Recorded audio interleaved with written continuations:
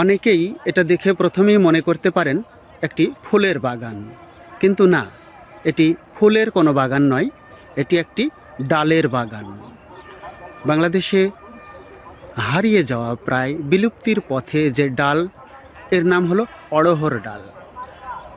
বিশেষ করে যারা বিজ্ঞজন, বৈদ্যজন, চিকিৎসার জন্য যারা ভেষজের উপরে নির্ভরশীল, তারা এই অড়হর ডালকে অত্যন্ত গুরুত্বের সঙ্গে বিবেচনা করে থাকেন। বাংলাদেশের আনাচে কানাচে একটি সময় কিংবা রাস্তার ধারেও অনেক অড়হর ডালের আমরা গাছ দেখতাম। যখন বিদ্যালয়ে যেতাম, স্কুল জীবনের সেই কৈশোরকালের দিনগুলোর কথা মনে পড়ে। অড়হর গাছের পাশ দিয়ে হেঁটে হেঁটে চলে যেতাম।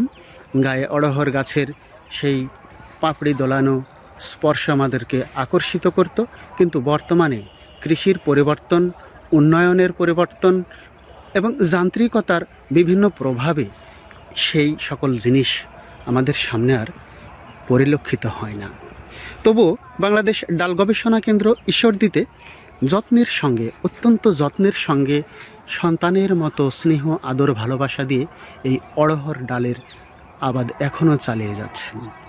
সত্যি আমরা বাংলাদেশ সরকারের নিকট এবং বাংলাদেশ সরকার কর্তৃক উদ্যোগ নেওয়া যে ডাল গবেষণা কেন্দ্র, তাদের প্রতিও অত্যন্ত কৃতজ্ঞতা জ্ঞাপন করছি।